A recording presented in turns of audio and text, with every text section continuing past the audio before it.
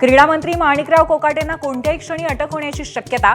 कोकाटेंविरोधात अटक वॉरंट जारी. तर हायकोर्टात अटकपूर्व जामीन अर्जावर शुक्रवारी सुनावणी. कोकाटेंविरोधातील अटक वॉरंटमुळे धनंजय मुंडेंची मंत्रिमंडळात पुनरागमनाची शक्यता बळावली. दिल्लीमध्ये मुंडेंनी घेतली पक्षश्रेष्ठींसह एनडीए नेत्यांची भेट. ड्रग तस्करीमध्ये एकनाथ शिंदेंच्या भावाचा हात. सुषमा अंधारेंचा खळबळजनक आरोप. तर अंधारेंनी आरोप केलेल्या जागेवर रिसॉर्टच नाही.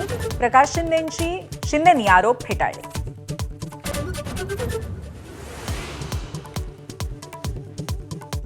फडणवीस आणि अजित पवारांच्या भेटीत नवाब मलिकांबाबत चर्चा. मुख्यमंत्र्यांचा मलिकांना विरोध तर अजित पवार आग्रही. सहकार्यांसोबत चर्चा करून निर्णय स्पष्ट करणार दादांचं सुतोवाच.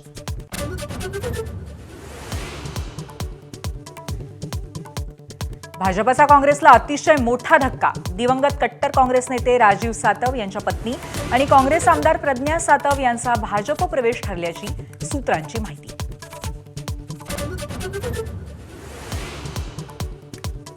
ठाकरे बंधू सोमवारच्या शक्तीप्रदर्शनात करणार युतीची घोषणा. उमेदवारांची यादी आणि वचननामाही जाहीर करणार असल्याची माहिती. नॅशनल हेराल्ड प्रकरणी मुंबईत काँग्रेसचं ईडी कार्यालयासमोर आंदोलन. खासदार वर्षा गायकवाड यांच्यासह पदाधिकाऱ्यांना पोलिसांनी ताब्यात घेतलं. अंबरनाथमध्ये भाजप उमेदवाराच्या कार्यालयावर अज्ञाताकडनं गोळीबार. आरोपीचं नाव सांगूनही गुन्हा दाखल होत नसल्याचा माजी आमदार नरेंद्र पवारांचा आरोप. पोलीस ठाण्याबाहेर ठिय्या आंदोलन. संभाजीनगरामध्ये माजी खासदार इम्तियाज जलील यांच्यावरती उधळल्या 500 आणि 100च्या नोटा.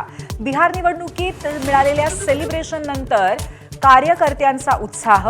नोटा उधळल्यामुळे चौफेर टीकेची झोड.